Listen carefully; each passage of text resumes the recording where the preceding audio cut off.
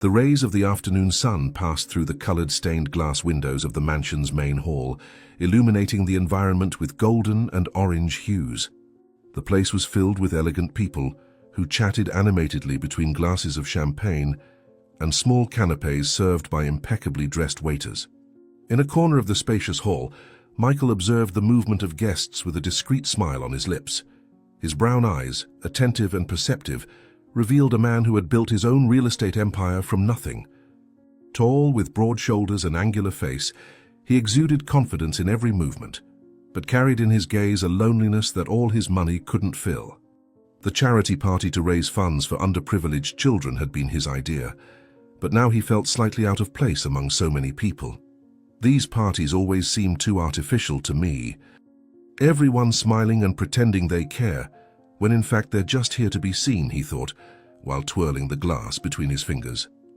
It was at that moment that Michael saw her for the first time. A woman of extraordinary beauty had just entered the hall, immediately attracting all eyes. She had black hair that fell in soft waves to her waist, contrasting with the red dress that perfectly outlined her curves. Her delicate face was framed by prominent cheekbones and full lips that opened in a shy smile. Lauren walked with natural elegance, without affectation, unlike other women who frequently tried to get his attention. Something about her seemed genuine, almost innocent, despite the stunning beauty she possessed. Michael felt his heart race as it hadn't in a long time. "Who is that woman?" "I've never seen her before at any of my events," he asked one of the organizers, unable to take his eyes off her. The rest of the night passed like a blur for Michael. After being introduced to Lauren, he discovered that she was a dance teacher and had been invited by one of the sponsors. Her voice was melodious, with a slight accent that made each word even more charming. She spoke about her work with underprivileged children with such enthusiasm that her eyes sparkled, and Michael found himself completely captivated, not only by her beauty, but mainly by her apparent passion for helping others. The hours passed and they talked about art, music, travel, discovering common interests that seemed surprising for two people from such different worlds, the successful businessman and the simple dance teacher. When the party came to an end, Michael already knew he needed to see her again. "I've never met anyone like you, Lauren. Would it be possible for us to meet for dinner tomorrow?" he asked, fearing rejection for the first time in years. The days that followed were pure magic for Michael. Every moment with Lauren was a discovery. She seemed dazzled by small things, appreciating a sunset or a walk in the park with genuine enchantment. Her simplicity and kindness were like a balm for Michael's soul. Tired of superficial relationships based only on interest, Lauren talked about her humble childhood, how she had struggled to study and become a teacher, and how her biggest dream was to open her own dance school for children without resources. Michael listened to her, fascinated, admiring her strength and determination. As time passed, he began to open his heart, talking about the pressure of managing so many businesses, the loneliness he felt despite all his success, and how he missed having someone to share his life with. "Sometimes I wonder if all this money is worth it when I don't have anyone special to share it with," he confessed one afternoon as they walked along the deserted beach. Eleanor, Michael's mother, observed the development of that relationship with suspicious eyes. A strong woman who had raised her son alone after becoming widowed at a very young age, she possessed a sharp intuition for fake people. The first time Lauren visited the mansion for a family dinner, Eleanor noticed details that went unnoticed by her son. The way Lauren's eyes scanned each valuable artwork, assessing its price. The way she subtly investigated Michael's business during conversation, and especially the difference in behavior when she was alone, without his presence. The sweet smile gave way to a calculating expression. The gentle eyes became cold and evaluating. But whenever Michael entered the room, the mask of the sweet teacher returned to her face as if by magic. "My son, don't you think you're moving too fast with this girl? You barely know each other," Eleanor commented after dinner, trying to sound casual while observing her son's reaction. The romance advanced with impressive speed. In just a few months, Lauren had already become the center of Michael's universe. She knew all his friends, participated in important events related to his business, and gradually began to offer opinions on investments and financial decisions. To the outside world, they formed the perfect couple. The successful businessman had finally found his soulmate, a simple yet extraordinary woman who wasn't interested in his money, only his heart. Eleanor continued to be the only dissonant voice in that chorus of approval. Each time she tried to talk to her son about her concerns, he became defensive, accusing her of not wanting to see him happy or of being jealous for no longer being the only woman in his life. "Mom, please understand that I've found the woman of my life. Lauren loves me for who I am, not for what I have. Why is it so difficult for you to accept our happiness?" Michael questioned, with a mixture of frustration and sadness in his eyes. On a starry night, after a romantic dinner at an exclusive restaurant, Michael took Lauren to the garden of his mansion, specially decorated for the occasion with thousands of tiny lights that mimicked the starry sky. In the center, a small table with champagne and 2 crystal flutes awaited them. The air was perfumed with the scent of roses that surrounded the space. Michael had never felt so nervous in his entire life. His hands trembled slightly when he knelt before her and took a small blue velvet box from his pocket. Inside, a diamond ring sparkled under the garden lights. Lauren's eyes widened, an expression of genuine surprise on her face. "Lauren, in these past few months, you've brought light into my life in a way I never imagined possible. I want to spend the rest of my days by your side. Will you marry me?" he asked, his voice choked with emotion. News of the engagement spread quickly. The wedding preparations began immediately, with Lauren taking control of every detail. She chose the most imposing church in the city, hired the most expensive and exclusive vendors, and selected a wedding dress that cost a small fortune. Michael, completely in love, approved each decision with a smile, happy to see his bride's joy with the preparations. Eleanor, on the other hand, became more apprehensive each day. There was something in Lauren's eyes when she looked at her son that deeply disturbed her. It wasn't love she saw there, but something cold and calculating that made her shudder. During the day, Eleanor discreetly observed her future daughter-in-law's movements around the mansion, noticing how she explored each room, how she examined documents when she thought no one was looking, how she asked seemingly innocent questions about the family business. "Michael is blind with love. He can't see what's right in front of his eyes. I need to find out who this woman really is before it's too late," Eleanor said to herself as she watched Lauren from her window. One night, a few weeks before the wedding, Eleanor couldn't sleep. Concerns about her son's future kept her awake, tossing and turning in bed without finding a comfortable position. She decided to go down to the kitchen to prepare a tea that would help calm her nerves. The mansion was silent. Everyone had retired hours before. As she passed through the corridor leading to the back garden, Eleanor heard a voice. It was Lauren talking on the phone in a completely different tone than she normally used. Her voice, usually sweet and soft, now sounded harsh, almost aggressive. Eleanor approached silently, hiding behind a column to listen to the conversation. "Yes, almost everything is ready. Soon I'll have access to everything that's his. The idiot suspects nothing," Lauren said with a cold laugh that made Eleanor's blood freeze in her veins. Eleanor's heart raced in her chest. Her suspicions were correct. This woman didn't love her son. She was only interested in his money, his properties, everything he had built with so much work over the years. For a few moments, Eleanor was paralyzed, not knowing what to do. Confront Lauren immediately? Run to her son's room and wake him to tell him what she had discovered? Or wait and try to get more evidence? While thinking, Eleanor didn't notice that she had made a small noise when moving. Lauren abruptly interrupted her conversation. "I have to hang up. I think there's someone here," she whispered before ending the call. The silence that followed was so intense that Eleanor could hear her own heart beating erratically. She considered returning silently to her room, pretending nothing had happened. But something inside her said it was time to confront this woman who threatened to destroy her only son's life. With firm steps, Eleanor left her hiding place and walked to the garden where Lauren was still there, now pretending to admire the stars as if nothing had happened. Upon seeing Eleanor, she opened her sweetest smile, but her eyes remained cold as ice. "Eleanor, you startled me. I couldn't sleep and came out for some fresh air," Lauren said in her usual melodious voice. Eleanor wasn't fooled by the theater. Her eyes fixed on Lauren's with intensity, stripping away the falsehood behind the mask. On her face there was no longer the polite expression she always maintained in her daughter-in-law's presence. Now there was only the fierce determination of a mother willing to protect her son. "I heard your phone conversation, Lauren, or is that even your real name? I clearly heard when you called my son an idiot and talked about having access to everything that's his. Who are you really, and what do you want with my son?" Eleanor asked straightforwardly, her voice low but firm. Lauren's face transformed for a second, revealing an expression of pure hatred that confirmed all of Eleanor's suspicions. But as quickly as it appeared, the expression dissolved, giving way to a look of shock and hurt.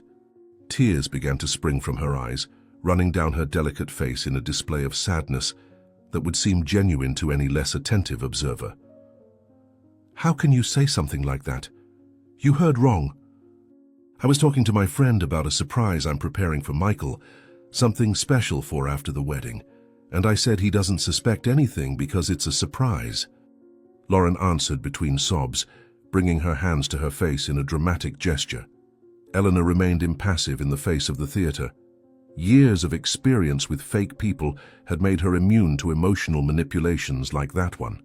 Her eyes didn't stray from Lauren's face for even a second, observing every micro-expression that revealed the truth behind the fabricated tears. The tension between the two women was palpable, like two predators circling each other before the final attack. "Don't try to deceive me with those fake tears. I know exactly what I heard. From the first day I was suspicious of you, of your convenient story about being a simple dance teacher with a heart of gold. I've never seen you give a single class, never met any of your students. I'm going to tell my son everything before you can complete your plan," Eleanor declared, turning to leave the garden. In a quick movement, Lauren grabbed Eleanor's arm with surprising strength, stopping her. Her face completely transformed, the tears drying instantly.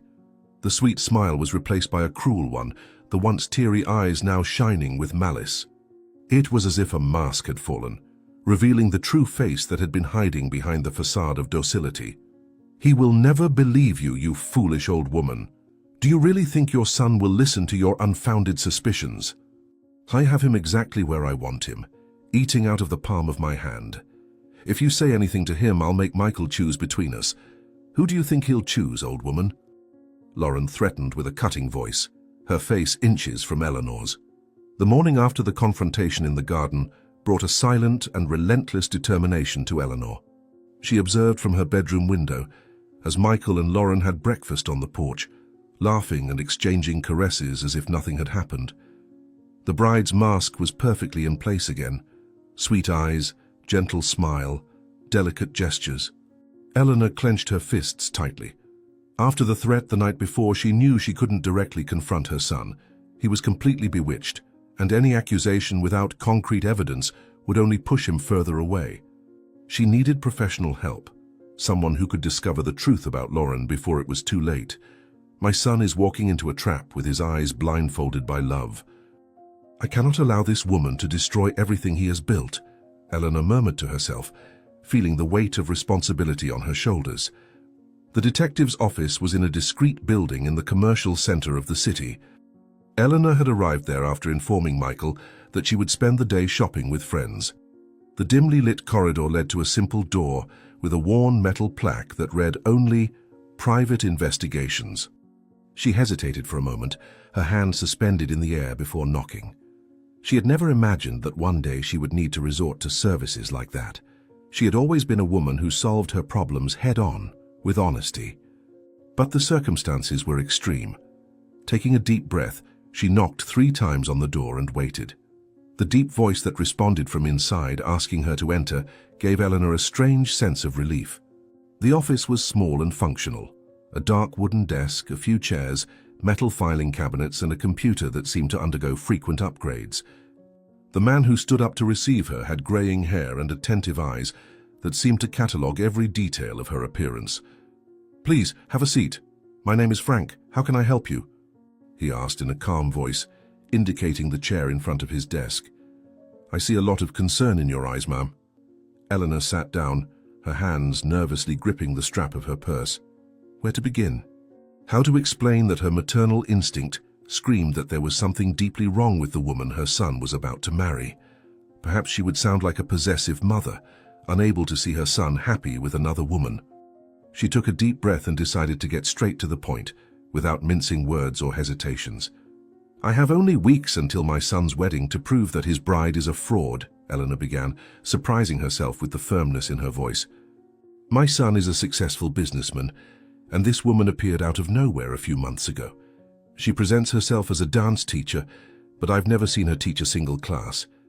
Last night, I heard her on the phone saying she would soon have access to everything that belongs to my son, calling him an idiot. When I confronted her, she threatened to keep me away from him if I said anything. I need to find out who she really is before it's too late." The words came out in a torrent, and when she finished, Eleanor felt simultaneously relieved and embarrassed. How did that sound? Would she be judged as a paranoid mother? Frank listened attentively without interrupting, his eyes never leaving hers. When Eleanor finished, he remained silent for a few moments, as if processing every detail of the story. Then he opened a drawer and took out a notepad. "I'll need all the details you can provide me about this woman. Full name, address prior to the relationship with your son, places she frequents, friends, any information that can give me a starting point," said Frank, his tone professional and direct. 3 weeks is a tight deadline, but not impossible. If there's something to be discovered, I'll find it." The days that followed were of growing anguish for Eleanor. At home, she was forced to keep up appearances, smiling politely at Lauren while every fiber of her being screamed that this woman was dangerous. More than once, she caught her future daughter-in-law in her personal office, rummaging through drawers or on the computer, always with ready excuses about looking for something for the wedding preparations. Michael, meanwhile, seemed increasingly distant from his mother, absorbed by his fiancée's charms. Eleanor noted with concern how he began making important business decisions based on Lauren's innocent suggestions. Her proposals for changes in contracts, suggestions for new investments, always presented with a sweet smile and words like, "I'm just thinking about your well-being, love." On the 5th day after hiring Frank, she received a call from him requesting an urgent meeting. "We've begun to unravel the mystery, but what I've discovered so far is just the tip of the iceberg. I need to show you something that cannot be discussed over the phone," said Frank, his voice conveying the seriousness of the matter. "Can you come to my office today?" The detective's office had a different air that afternoon. Frank had transformed one of the walls into an investigation board, with photos, newspaper clippings, and documents connected by red lines. Eleanor felt her heart race when she saw Lauren's face in several of the photos, but with different hair and styles. In some, she was blonde with short hair, in others, a redhead with bangs, in some, brunette with curls. But the eyes, those cold eyes that Eleanor knew so well, were unmistakable in all the images. Frank indicated that she should sit down and began to present his findings, pointing to different parts of the board as he spoke. "The woman we know as Lauren is actually named Amanda Donovan. In the last 5 years, she has used at least 4 different identities in 3 distinct cities," explained Frank, showing falsified identity documents with different names. "In each case, the pattern is the same. She approaches wealthy men, usually single or widowed, quickly gains their trust, and then disappears with a significant amount of money shortly after the wedding. In 2 cases, the men lost almost their entire fortune." Eleanor felt as if the air had been sucked from her lungs. It was worse than she had imagined. She wasn't just an opportunistic scammer, but a professional criminal who had repeated the same scheme multiple times. The photos in the news reports showed respectable-looking men, financially and emotionally destroyed. In one of the images, Amanda, or whatever name she was using at the time, smiled next to a middle-aged man in front of a luxurious yacht. The caption stated that the man had suffered a devastating emotional breakdown months after his wife disappeared, with millions from his fortune. Eleanor brought her hand to her mouth, horrified. "My God, she's not just a scammer, she's a destroyer of lives. And my son will be next if we don't do something," exclaimed Eleanor, feeling a wave of nausea as she imagined what could happen to Michael. How does she manage to do this without being arrested? How does no one recognize her? During the next 2 hours, Frank presented Eleanor with dozens of incriminating pieces of evidence. Falsified documents that Lauren, or rather Amanda, had prepared to transfer Michael's companies to her name as soon as they were married. Records of calls to numbers associated with known forgers. An apartment rented in another city under a different name, probably prepared for her escape after the scam, and most disturbing, recordings of phone conversations where Amanda coldly discussed her plans with an accomplice. The voice in those recordings was completely different from the one she used with Michael, harsh, vulgar, calculating. In one of them, she laughed about how she planned to leave him penniless once she had access to his accounts. Eleanor felt her blood boil hearing that. I have more than enough to stop her, but we need to act cautiously. She has faced charges before and always managed to escape. She's extremely intelligent and manipulative, warned Frank, handing Eleanor a folder with copies of all the evidence. You need to show this to your son as soon as possible, but be prepared. People in love can react irrationally when confronted with the truth about those they love. Eleanor left the detective's office with the folder firmly in her hands, as if carrying a bomb about to explode. The trip back home was a blur of anxiety and determination. She had the proof. She could save her son. She just needed to find the right moment to show everything to him when Lauren wasn't around to manipulate him. Upon arriving home, she discovered that Michael was in his office reviewing some documents. It was the perfect opportunity. With her heart hammering against her chest, she knocked lightly on the door and entered when she heard her son's voice. "Michael, son, we need to talk. It's important. I've discovered something about Lauren that you need to know before it's too late," said Eleanor, approaching the desk with the folder of evidence in hand. "Please look at these documents and listen to what I have to say." Michael's reaction was worse than Eleanor could have imagined. He didn't even look at the documents. His face, normally gentle, contorted into an expression of anger and disappointment that Eleanor had never seen directed at her. He stood up abruptly, slamming his hands on the desk forcefully, making the objects on it jump. "Enough, Mom. Enough of this sick obsession with my fiancée. Lauren told me everything. How you've been following her, how you made up stories about her, how you hired someone to investigate her. You think I don't know? She's devastated by your distrust, but even so, she asked me not to confront you, saying she understands your motherly concern," shouted Michael, his words hitting Eleanor like slaps. "The doctor was right. Your loneliness is making you create fantasies, see conspiracies where there is only love." Eleanor felt as if the floor disappeared beneath her feet. Doctor? What doctor? She had never consulted any doctor about this. Understanding hit her like lightning. Lauren had anticipated this, planting seeds of doubt in Michael's mind about his own mother's sanity. The scammer was even more cunning than she had imagined. She tried to remain calm, extending the folder of evidence with trembling hands. "Son, please, just look at the evidence. She is not who she claims to be. Her real name is Amanda Donovan, and she has done this before. She has already destroyed the lives of other men like you," begged Eleanor, tears beginning to form in her eyes. "I'm trying to protect you." In a gesture that shattered Eleanor's heart, Michael took the folder and threw it against the wall without even opening it, scattering documents and photos across the floor. His eyes, so similar to his father's, now shone with a blind fury that she had never witnessed. For a moment, Eleanor didn't recognize the man before her. This wasn't her loving son, but a stranger manipulated by a criminal. "Get out of my office now and don't dare show up at the wedding if you can't accept the woman I've chosen to share my life with," ordered Michael, pointing to the door with a finger trembling with rage. "Lauren suggested that you seek psychiatric help. Now I see that she was right. This obsession is not normal, Mom."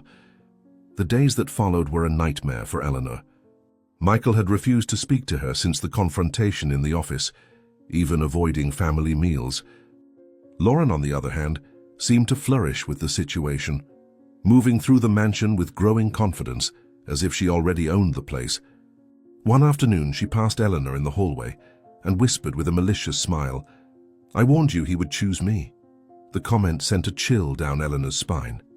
With each passing day, the wedding approached, and with it the certain destruction of her son's future. Eleanor tried a few more times to show the evidence to Michael, always with the same result. Doors closed in her face, accusations of mental instability, looks of disappointment.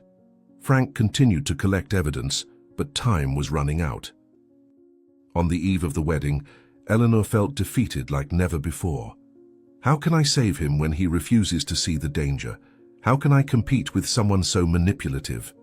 Eleanor lamented, alone in her room while listening to the rehearsal party preparations downstairs.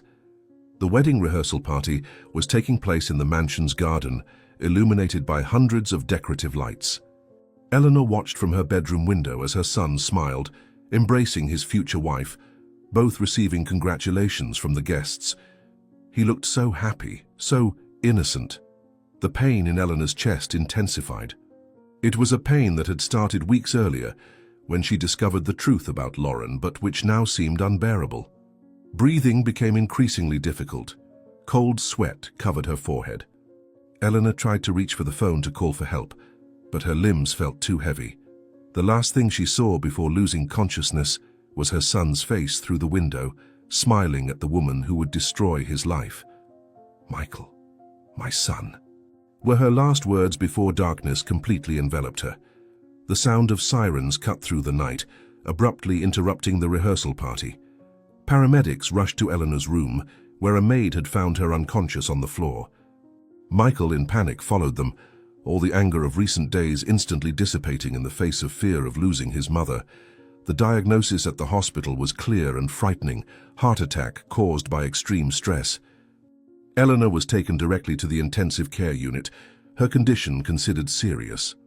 Hours passed as Michael waited for news, sitting in the cold hospital corridor, head in his hands. Lauren had stayed at the mansion, claiming she needed to coordinate the final details of the wedding that would take place the next day.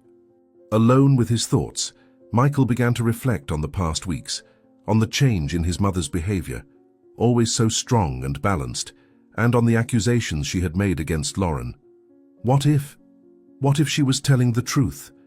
What if all this obsession was because she really saw something that I, blinded by love, can't see? He muttered to himself, feeling the weight of guilt crushing him from within. The doctor said stress nearly killed her. But what kind of stress would be strong enough to cause this? When the doctor finally left Eleanor's room, his countenance was grave. He informed Michael that his mother was stabilized, but still in a state of alert. She would need to remain hospitalized for days, perhaps weeks. The next 24 hours would be crucial. Michael received permission to see her for a few minutes. Upon entering the room and seeing his mother connected to so many machines, looking so small and fragile in the hospital bed, something broke inside Michael. Tears he had held back for hours began to flow freely down his face. He took Eleanor's cold hand in his, kissing it softly. "Forgive me, Mum. I should have listened to you," he whispered, his voice choked with emotion. When Michael finally left the hospital, it was already dawn. The wedding ceremony was scheduled for noon. Less than 8 hours separated him from the moment he would unite his life with Lauren's forever. In the car, on his way home, he was assaulted by doubts he could no longer ignore. Why would his mother, always so sensible, risk her relationship with him over an unfounded obsession? Why had Lauren insisted so much that Eleanor had mental problems, without ever showing real concern for her health? Why had she refused to accompany him to the hospital at such a critical moment? The pieces began not to fit in the perfect puzzle he had built in his mind about his relationship. Upon entering the silent mansion, Michael went straight to his office. He remembered the folder he had thrown against the wall days before, refusing even to look at its contents. The folder was no longer there, but something inside him said he needed to see that evidence now. "The wedding will be tomorrow and she will not be there. Maybe it's a sign," Mr. Michael murmured to himself, feeling a chill run down his spine as he stared at the empty spot on the wall where the folder had hit. "Maybe I should at least see what she was trying to show me, before it's too late." The first rays of sunlight filtered through the blinds of the hotel room where Michael had spent the night. He couldn't sleep. The hours dragged on as he stared at the ceiling, his mind a whirlwind of doubts and regrets. The suit he would wear at his wedding hung in the closet, awaiting what should be the happiest moment of his life. Now, however, his heart was at the hospital with his mother. The clock marked 6 in the morning. The wedding would be at 2 in the afternoon. 8 hours to make the most important decision of his life. Michael got up from the untouched bed, washed his face and looked at himself in the mirror. His red eyes and haggard appearance reflected his sleepless night. How could I doubt my own mother? How could I treat her that way when she was only trying to protect me? he asked his reflection, feeling the weight of guilt crushing his chest. The hospital was quiet at that hour of the morning. Nurses moved through the corridors with light steps, doctors consulted medical charts, and the aroma of fresh coffee mingled with the characteristic smell of antiseptic. Michael walked quickly to the intensive care unit, his heart accelerating with each step. The doctor responsible for Eleanor's case intercepted him before he reached the room. His face showed clear signs of fatigue after a long shift, but there was a slight improvement in his expression compared to the previous night. He explained that Eleanor had gone through a stable night, her vital signs finally normalizing. She was still weak but conscious and asking to see her son. Michael felt a wave of relief wash over his body, immediately followed by a lump in his throat. How would he face his mother after everything he had said? Is she really better, doctor? Please tell me the truth no matter how hard it may be, Michael begged, his voice choked with emotion. I need to know if my mother will be okay. The door to Eleanor's room opened with a slight creak. The sight of his mother, normally so vibrant and strong, now connected to various monitors with her pale face against the white hospital pillows, made Michael momentarily stop at the entrance. She seemed to have aged years in just one night. Her skin, usually rosy, now had a grayish tone, and her hair, always perfectly arranged, fell lifelessly around her face.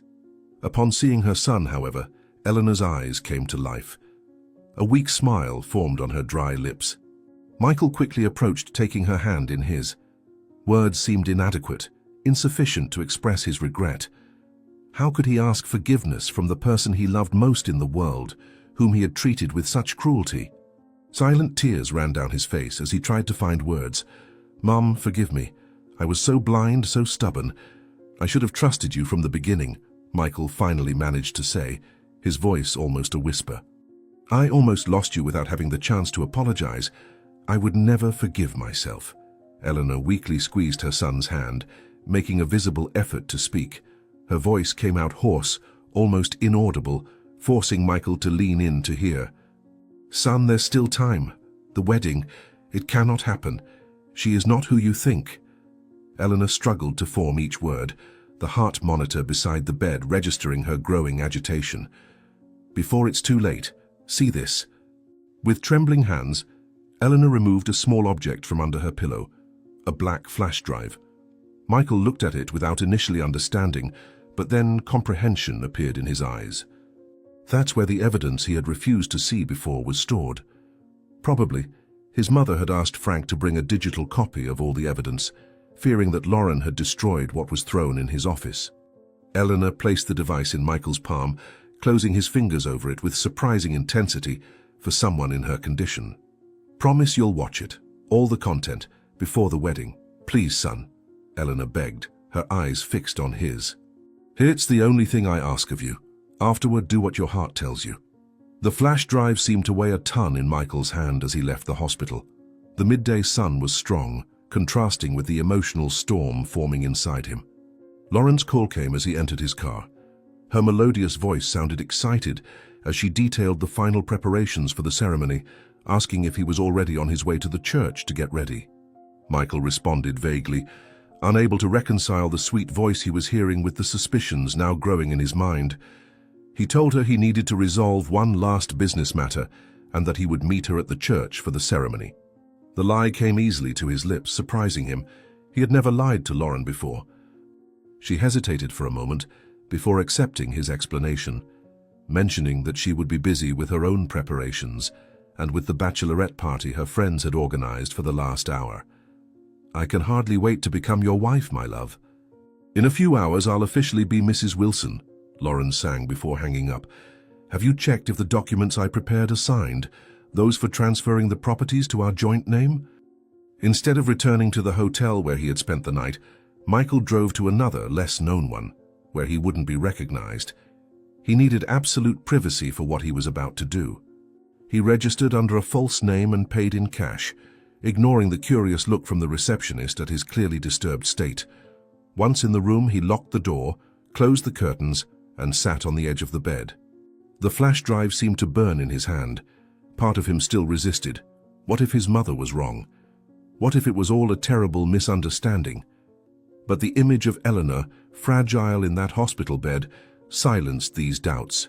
He had promised. With a deep sigh, he connected the device to the notebook he always carried with him. "Whatever is in here, I need to face it now. I can no longer run from the truth," he muttered to himself as he opened the file folder. The contents of the flash drive were organized in clearly named subfolders. False identities, previous victims, fraudulent documents, recordings, and current plan. Michael felt his mouth go dry. With hesitant hands, he clicked on the false identities folder first. A series of documents appeared: birth certificates, ID cards, passports, all with Lauren's face, but with different names. Amanda Donovan in some, Elena Harrison in others, Sophia Walker in still others. The birth dates varied, as did the declared professions. In some, she was a dancer; in others, a teacher; in some, a pediatrician. The next folder revealed photos of Lauren, or whatever her real name was, with different men, all appearing to be wealthy and older. Newspaper reports accompanied some of the images, reporting financial scandals, suicides, and ruined lives. It can't be. It can't be the same woman. "Not my Lauren," Michael repeated quietly, his world crumbling before his eyes. The fraudulent documents folder was equally devastating. In it, Michael found copies of fake contracts ready to be signed after the wedding that would transfer ownership of all his companies and assets to Lauren's name. There was even a forged will, where he supposedly left everything to her in case of his accidental death. The implications sent chills down his spine, but nothing prepared him for what he found in the recordings folder. With trembling fingers, he clicked on the first audio file. At first, he didn't recognize the voice. It was harsh, vulgar, completely different from the melodic and gentle tone Lauren always used. Then she identified herself, calling herself Amanda, and there was no more denying it. "I'm almost finished here." The idiot signed half the documents without even reading them properly. "After the wedding, I'll transfer everything to our offshore accounts and disappear." Lauren's, no, Amanda's voice said coldly to an unknown interlocutor. "He really believes a woman like me would be interested in a country bumpkin who only has money? After I take everything, he can kill himself for all I care." Michael's world completely collapsed. Every memory, every sweet moment, every promise exchanged, everything had been a carefully constructed lie. The woman for whom he was about to sacrifice everything, including his relationship with his mother, was a cruel and calculating criminal. The pain was physical, as if something inside him was being torn to pieces. He closed his eyes, trying to breathe through the wave of nausea that overwhelmed him. When he finally managed to compose himself, a new emotion began to take the place of pain. A cold, controlled fury. Lauren, or whoever she was, would not have the satisfaction of seeing him destroyed. She wouldn't take a penny of everything he had built with so much work. She completely fooled me, used my love as a weapon against me, almost destroyed my relationship with my mother. Michael spoke to the empty room, his voice gaining firmness with each word. "But the game isn't over yet. She doesn't know I've discovered the truth." Michael spent the next hour watching every video, listening to every recording, examining every document. He wanted to completely understand the plan, not let any detail escape. He wanted to look at Lauren's face during the ceremony and see, beyond the mask of love, the true face of the woman who had tried to destroy him. When he finished, he put the flash drive in his pocket, adjusted his suit, and washed his face. In the mirror, he saw a different man, older, harder, but also wiser. He had made his decision. There would be no wedding, but also no scene. Not yet. He wanted Lauren to know exactly what she had lost, what her plan had cost her. He picked up the phone to call Detective Frank. He needed his help for what he was planning to do. The exact moment he was dialing the number, the phone vibrated in his hand, an unknown number. With his heart racing, he answered. "Mr. Wilson." The formal voice on the other end belonged to a doctor. "Your mother has taken a sudden turn for the worse and is in a very delicate state. She's calling for you." The world seemed to freeze around Michael. The phone almost slipped from his hand. His mother, the only person who had tried to protect him from the beginning, was fighting for her life while he was planning his revenge. The reality of the situation hit him with full force. Nothing mattered more at that moment than being by her side. The confrontation with Lauren would have to wait. With quick movements, Michael grabbed his car keys and ran for the door. Adrenaline rushed through his veins, mixing with fear and guilt. "Hang on, Mom, I'm on my way. Don't leave me now that I've finally seen the truth," he whispered, as he ran down the hotel corridor, determination hardening every feature of his face. "We need to face this together." The pale morning light filtered through the hospital windows, creating elongated shadows in the room where Eleanor fought for her life. The monitors emitted constant beeps that marked the rhythm of her heart, now more stable after the crisis of the previous night.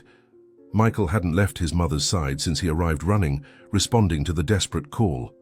His clothes were wrinkled, his tie loose around his neck, his hair disheveled after an entire night sitting in the uncomfortable armchair next to the bed. His face showed deep marks of fatigue and concern, but his eyes remained alert, vigilant. With each of Eleanor's sighs, each subtle movement, he leaned forward, attentive to any sign of improvement or deterioration. The doctors had said she was responding well to treatments, that the worst had passed, but Michael wouldn't allow himself to leave her until he was absolutely certain of her recovery. The cell phone in his pocket wouldn't stop vibrating. Messages from Lauren, from the ceremony organizer, from the groomsmen, all asking where he was, reminding him that in a few hours he should be at the church. He ignored them all. "I don't care if the whole world is waiting for me at that church. I'm not leaving here until I'm sure you're okay, Mum," whispered Michael, holding Eleanor's hand with delicacy, as if afraid of breaking it. "Nothing matters more than you." A slight movement of Eleanor's fingers under his alerted Michael. Slowly she opened her eyes, seeming to struggle to focus on her son's face. When she finally recognized him, a slight smile crossed her pale lips. Her first attempt to speak resulted only in a dry cough. Michael quickly reached for the cup of water on the bedside table, helping her take a few sips through a straw. Eleanor took a deep breath, gathering strength for what she needed to say. When she spoke, her voice was just a hoarse whisper, but carried a surprising determination for someone in her condition. "Did you see the evidence?" she asked, each word seeming to cost her an enormous effort. When Michael nodded, eyes shining with contained tears, she continued, "What will you do now, son?" Michael quickly explained his initial plan: to confront Lauren at the altar, expose her lies in front of everyone, report her to the authorities. The anger and pain of betrayal were evident in every word, in every tense gesture. As he spoke, Eleanor's heart monitor began to register faster beats, worrying Michael. She squeezed his hand with surprising strength, silencing him. With visible effort, she managed to raise herself slightly against the pillows, her intense gaze fixed on her son. "Don't do anything impulsive. I have a better plan," Eleanor said, her voice gaining strength as she spoke. "Frank has already arranged everything. At the right moment, you'll know what to do. Let her taste victory first, before she experiences the fall." The Centennial Church rose majestically against the blue afternoon sky, its twin towers seeming to touch the clouds. The interior had been transformed into a garden of white and golden flowers, with elaborate arrangements adorning each bench, each column, every available space. Crystal chandeliers reflected the light entering through the colored stained glass, creating a spectacle of colors dancing across the marble floor. The guests, hundreds of them, already occupied their seats, murmuring among themselves about the magnitude of the decoration, about how much everything must have cost, about the beauty of the details. In the first rows, the closest relatives and intimate friends waited expectantly. Everyone noticed and commented on Eleanor's absence, and many speculated about the rumors of her hospitalization. A constant buzz filled the environment, creating an atmosphere of anticipation and curiosity. Michael waited at the altar, impeccably dressed in his tailor-made black suit. His face, however, did not reflect the expected joy of a groom. Instead, it displayed a carefully composed mask of tranquility, which only those who knew him very well could perceive as false. His eyes, normally warm, seemed cold and distant, calculatingly observing each person, each movement, like a chess player planning his next moves. "Everything is ready, sir." "Here exactly as requested," whispered discreetly a man at his side, whom only those paying close attention would recognize as Frank. The technician confirmed that the system is working perfectly, Just give the signal when it's time. The chords of the wedding march began to sound, filling the church with its solemn melody. The main doors opened, and all the guests rose like a wave, turning to witness the bride's entrance. Lauren was, without a doubt, stunning. Her dress, an exclusive creation that had cost a small fortune, was a dream of silk and lace with a train that extended several meters behind her. The transparent veil partially covered her face, but couldn't hide the radiant smile she displayed. She advanced slowly down the central aisle, her posture elegant, as if she had been born for this moment. Michael watched her approach, thinking about how perfect her performance was. Each step, each look, each shy smile directed at the guests. Everything was part of the meticulously rehearsed spectacle. How many times had she done this? How many men had stood in his place, completely deceived by that same performance? The thought only strengthened his resolution. "You should win an award for this performance, Amanda," thought Michael, maintaining his fake smile while watching her approach. "But today the show will have a different ending than what you rehearsed." When Lauren finally reached the altar and took her place beside Michael, the priest began the ceremony with solemn words about the commitment of matrimony, about love and eternal fidelity. The irony of the situation did not escape Michael, who listened in silence, his face an impenetrable mask of serenity. Lauren, for her part, seemed emotional, her eyes shining with tears that appeared genuine, another demonstration of her talent for farce. At a certain point, she noticed something that made her slightly furrow her brow. An empty chair with flowers in the first row, clearly reserved for Eleanor. It was a detail that wasn't in the plans, an element that broke the perfect symmetry she had planned for that day. When her questioning eyes met Michael's, he just shrugged slightly, as if saying that it didn't matter. But there was something in his look, a disturbing intensity that she had never seen before. For a brief moment, a flash of concern crossed her face, quickly masked by her radiant smile. "Why is that chair there? Shouldn't your mother be in the hospital? And why do you seem so different today?" she whispered, taking advantage of a moment when the priest was consulting his notes. "Is everything okay, my love?" The ceremony proceeded with all the traditional formalities, readings, songs, blessings. Michael participated mechanically, saying the expected words at the right time, but his mind was elsewhere, reviewing every detail of the plan that he and Frank had elaborated in the few available hours. Lauren, on the other hand, seemed increasingly radiant as the ceremony progressed.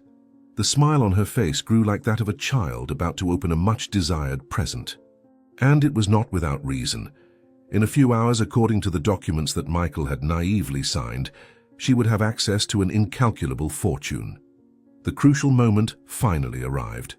The priest looked solemnly at the couple and pronounced the words everyone was waiting for.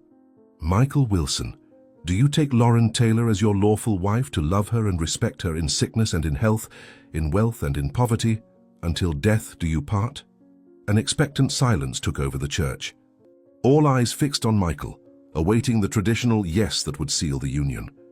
Michael looked deeply into Lauren's eyes, studying every detail of that face he had loved so much, now seeing beyond the mask.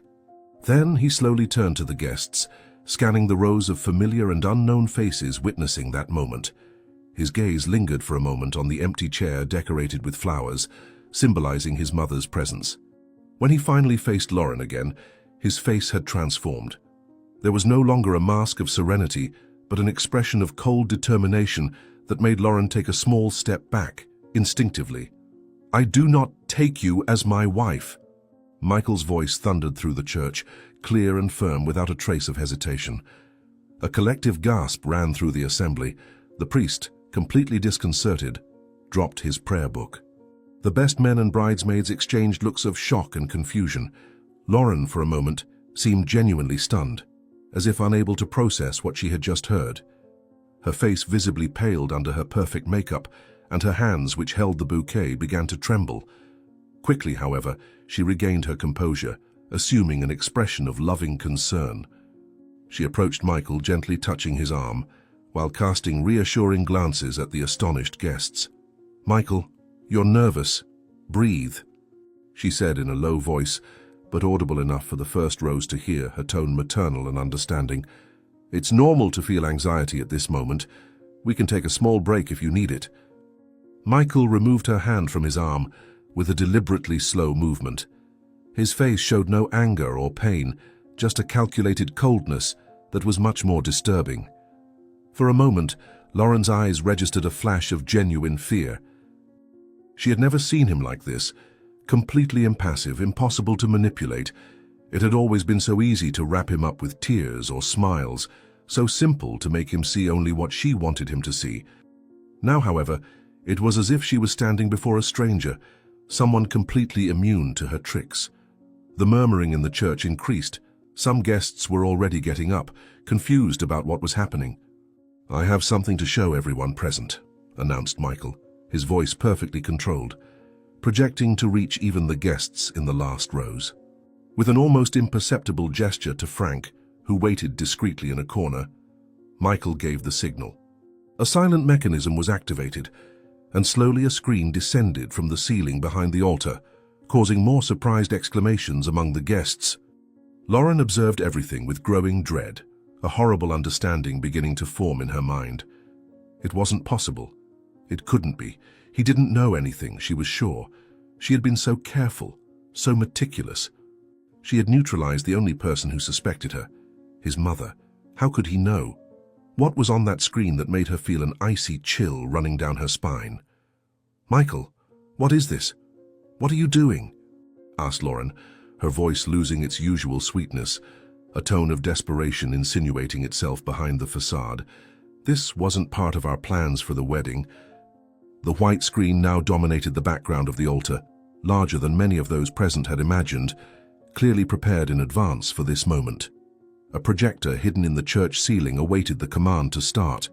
The priest, completely confused, had moved away, not knowing how to proceed in the face of this unprecedented situation. The wedding party remained motionless, as if fearing that any movement might trigger something even more surprising. The guests, previously organized in their places, now formed an agitated sea of perplexed faces, all eyes fixed on the couple at the altar and the mysterious screen that had appeared. Michael maintained his erect posture, dominating the scene not with shouts or exalted gestures, but with a silent and powerful presence that commanded respect. Lauren, on the other hand, seemed to diminish with each second, her confident smile fading, replaced by a visible tension in every muscle of her face. "You asked me what I'm doing, Lauren. Or should I call you Amanda Donovan? Or perhaps Elena Harrison? Or Sophia Walker?" Michael's voice cut through the silence like a sharp blade. "I'm simply revealing the truth before committing the biggest mistake of my life. Something my mother tried to do, and that almost cost her her life." The shock in Michael's words reverberated throughout the entire church. The big screen remained white, a silent threat hovering over everyone. Lauren, or Amanda, seemed paralyzed, her face a mask of horror partially veiled by white tulle. For an instant, her eyes, now cold and calculating, very different from the sweetness they always displayed, quickly scanned the space, as if evaluating escape routes. Michael noticed the movement and took a step toward her, not in a threatening way, but to make it clear that he was attentive to each of her reactions. The tension was palpable, electric, filling every inch of the sacred space, transforming what should have been a celebration of love into a scene worthy of a courtroom. This woman is not who she claims to be. She's not an innocent dance teacher with altruistic dreams. She's a professional criminal who has already ruined the lives of several men before me, Michael continued, his voice firm, without a trace of emotion. "And today everyone here will witness the truth that she tried to hide." With another imperceptible gesture, Michael signaled to Frank. The screen came to life, displaying a powerful montage of the collected evidence. Images of Lauren under different identities, newspaper clippings reporting previous scams, falsified documents prepared to transfer Michael's fortune to overseas accounts. And most devastating, the audio recordings in which she mocked him, calling him an idiot, coldly discussing how she would abandon him after obtaining his money. The church, previously in silent shock, now erupted in exclamations of horror and indignation. Some guests stood up, pointing accusingly at Lauren. Others covered their mouths with their hands, unable to believe what they were seeing and hearing. Amanda's true face was exposed for all to see, without masks, without disguises. What do you have to say now, Amanda?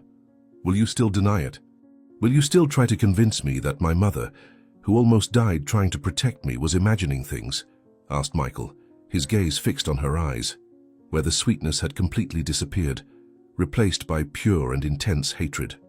The church goes into shock. Lauren, pale, tries to save the situation. Michael, you're nervous, breathe. He responds, I have something to show everyone present. A screen descends behind the altar. The giant screen illuminated Amanda's pale face as the evidence of her crimes was displayed for all present. Photos of her with different identities, falsified documents prepared to transfer Michael's companies to her name, audio recordings where her voice, completely different from the sweet intonation she used with Michael, coldly discussed her plans. The murmur of horror grew in the church with each new piece of evidence presented. Michael remained impassive at the altar, his posture erect, his face marked not by anger, but by a serene determination that was much more disturbing. This woman is not Lauren Taylor. Her real name is Amanda Donovan, and she has done this before, declared Michael, his firm voice reaching even the guests in the last rows. She ruined the lives of other men like me, leaving them in misery after stealing everything they had. A movement at the main doors of the church drew all eyes. The heavy wooden doors opened slowly, revealing a figure that drew gasps of surprise from the guests. Eleanor, pale but with eyes shining with determination, entered in a wheelchair pushed by Detective Frank. Her body was still fragile, but her indomitable spirit emanated from every inch of her posture.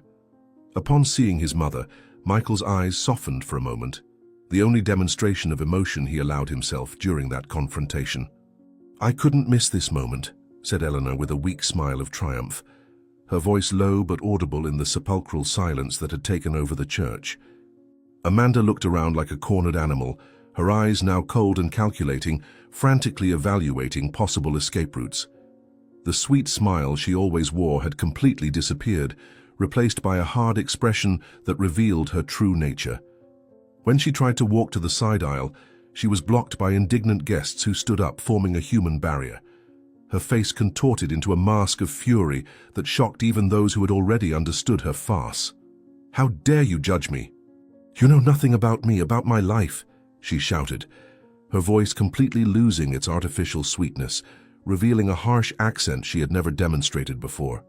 With a violent movement, Amanda tore the veil from her face, throwing it to the floor as if it were something contaminated. Then she tore off her diamond earrings, pearl necklace, and finally the wedding ring that Michael had placed on her finger minutes before, throwing all the expensive jewelry at the feet of the guests in the first row. Her wedding dress, once immaculate, was now wrinkled and stained by tears of rage streaming down her face. The contrast between the angelic bride of a few minutes ago and the furious woman now revealing herself was shocking. You're all pathetic. I'll still get what I want, she shouted before forcibly making her way through the stunned guests and running out of the church, leaving behind the perfect setting she had prepared for her greatest farce. The murmuring in the church continued long after Amanda disappeared. Michael walked slowly to his mother, kneeling beside her wheelchair and holding her hands between his. No words were necessary between them. The look they exchanged said everything. Eleanor had sacrificed her health to protect her son, and he had finally seen the truth in time. That moment of silent connection was worth more than 1,000 apologies or thanks. 6 months had passed since the day of the wedding that never happened.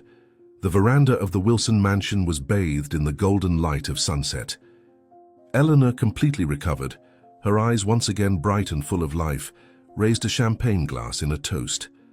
Beside her, Michael smiled with a serenity he hadn't shown in a long time.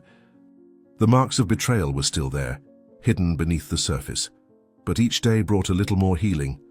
To life, son, and to truth that always prevails, said Eleanor, her voice strong and clear as it had always been before the illness. Michael touched his glass to hers, the crystal producing a melodious sound that seemed to symbolize the restored harmony between them.